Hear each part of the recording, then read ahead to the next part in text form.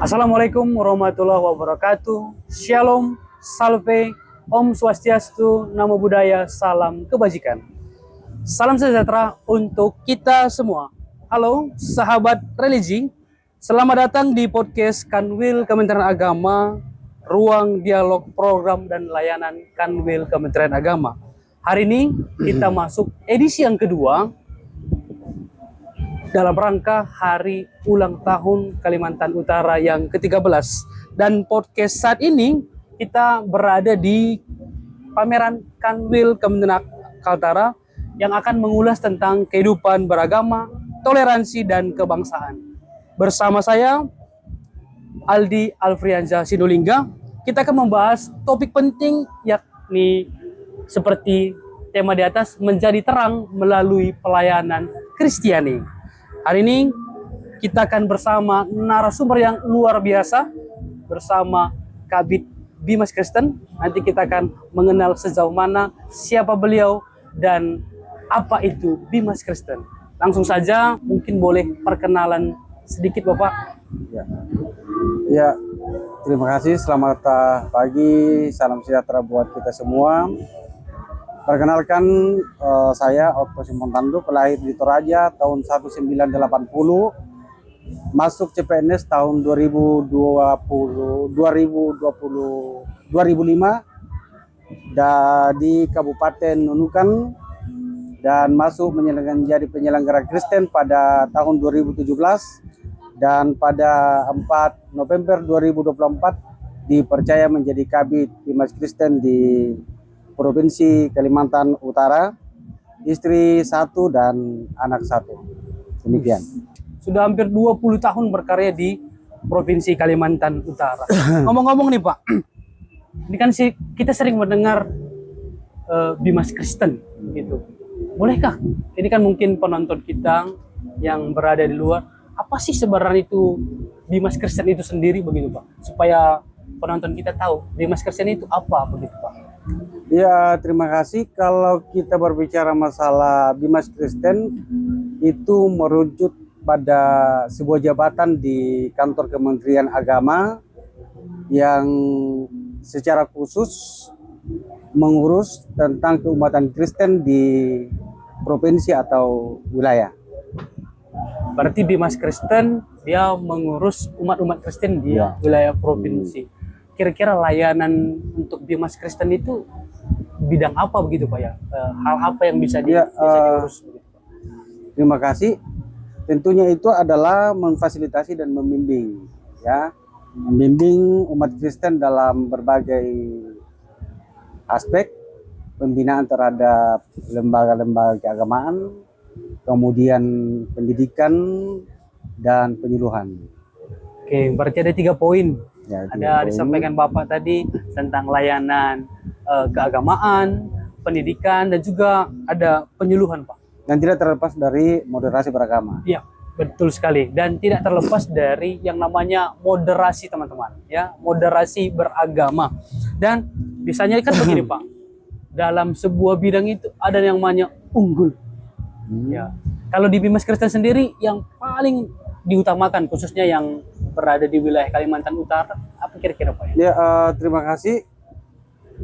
Yang pertama adalah pembinaan lembaga-lembaga keagamaan, itu yang pertama.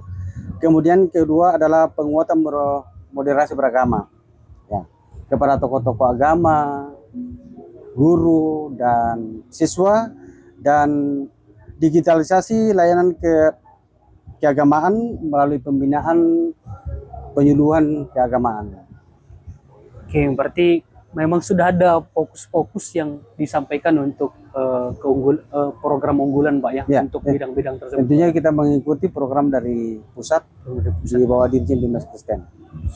Siap. Oke.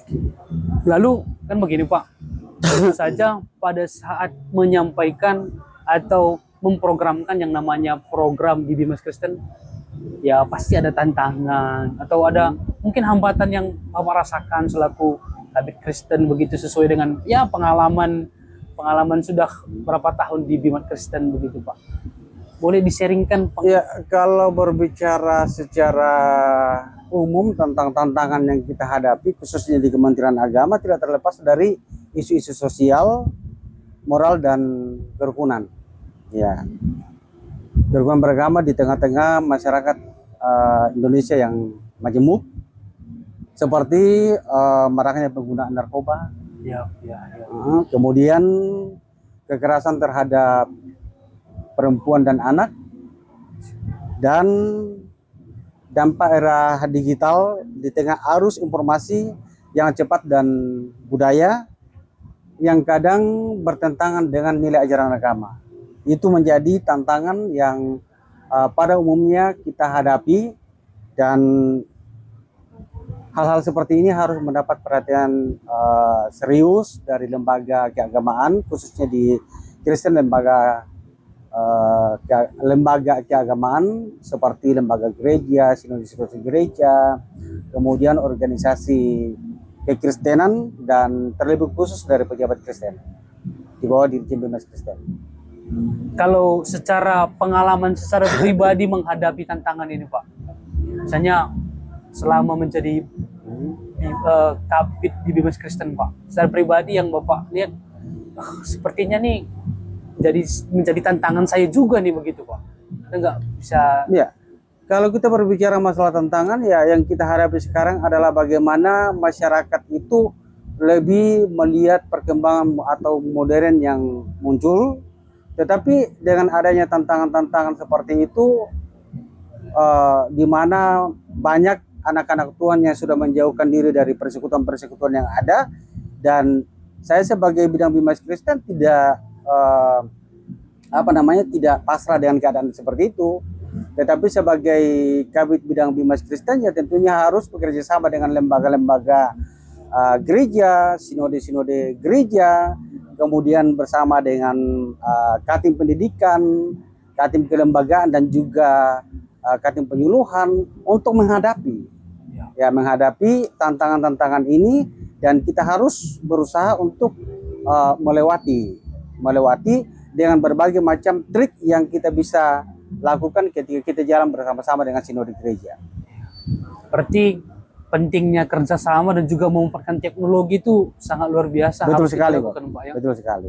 Kalau misalnya kita lihat sekarang dengan kemajuan sekarang Pak, ya khususnya dalam hal keberagaman begitu.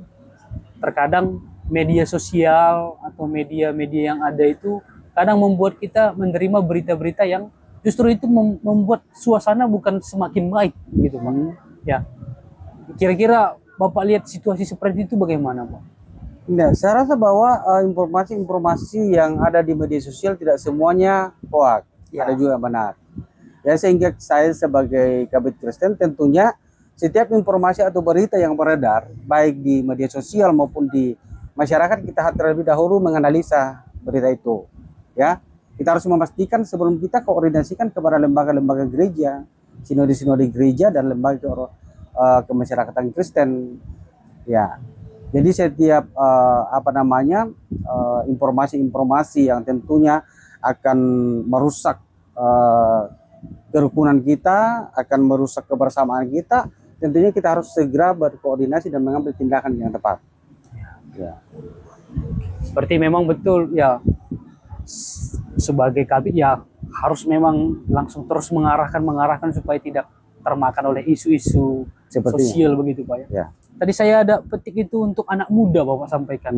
Ini kan kita yakin bahwa ada anak-anak muda di sana yang notabene dengan media sekarang ya perlu mungkin arahan begitu dari Bapak sendiri kepada anak-anak muda, pengguna-pengguna media sosial yang ada di masyarakat begitu Bapak. Ya, terima kasih terkait dengan pemuda, dalam hal ini pemuda Kristen di Provinsi Kalimantan Utara. Kita harus memang sadari bahwa perkembangan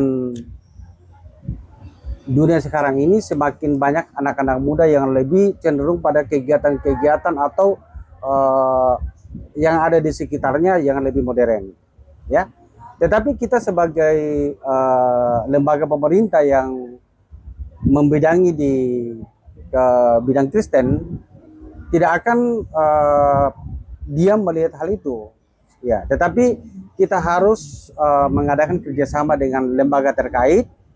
Ya, khususnya dari bidang Bimas Kristen kita ada Pesparawi. Ya, Pesparawi. Sehingga di lewat Pesparawi ini bagaimana kita memberikan kategori-kategori yang melibatkan anak-anak muda, remaja-remaja gereja, supaya terlibat dalam kegiatan itu untuk sedikit menghindari kegiatan-kegiatan atau pergaulan-pergaulan di luar sana yang tentunya bertentangan dengan nilai-nilai keagamaan. Ya, dan kita juga harus mendorong sinode-sinode gereja untuk memberikan perhatian khusus program-program terhadap pemuda gereja. Ya, karena tidak dapat dipungkiri bahwa lembaga-lembaga keagamaan sekarang khususnya di sinode-sinode gereja lebih banyak pada program-program rutinitas rapat ya dan sejenisnya. Tetapi kita lupa bahwa masa depan gereja itu harus memberikan perhatian khusus kepada gereja dan pemuda. Kira-kira seperti itu. Oh, tadi saya mendengar Pesparawi ini, Pak. Mungkin banyak penonton kita ini belum istilahnya familiar dengan Pesparawi. Atau mau dilaksanakan, boleh juga di-sharing kapan gitu, Pak? Ya, terima kasih. Kebetulan di pusat ada namanya Pesparawi Nasional. Ya. Pesparawi Nasional dan nanti tanggal 25 November ini akan diadakan parade Pesparawi di Kota Tarakan, di mana parade ini akan menampilkan kategori-kategori yang akan ditampilkan di Pesparawi Nasional di Papua, tentunya mewakili Provinsi Kalimantan Utara. Dan dalam kategori ini kita lebih banyak melibatkan anak-anak muda, remaja dan sekolah minggu untuk mewakili Provinsi Kalimantan Utara di event nasional Pesparawi di Papua tahun 2026. Wih, ini luar biasa ini teman-teman, sobat religi. Ini langsung kita sampaikan 25 November. Jangan sampai lupa ada acara Pesparawi di Kota Tarakan. Ini seluruh wilayah Kalimantan Utara. Wih, ini seluruh wilayah Kalimantan Utara. Ini anak muda Kristen wajib hadir.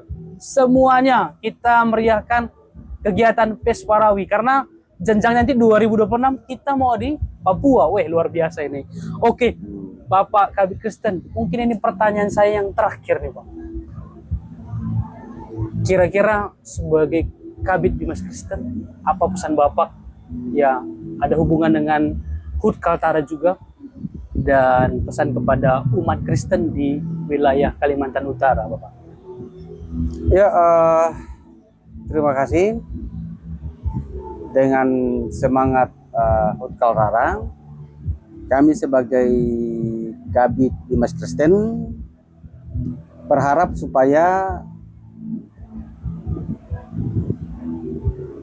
masyarakat hidup dalam kasih, persatuan, dan menjadi agen perdamaian. Ya, menjadi agen perdamaian di tengah-tengah keberagaman yang ada.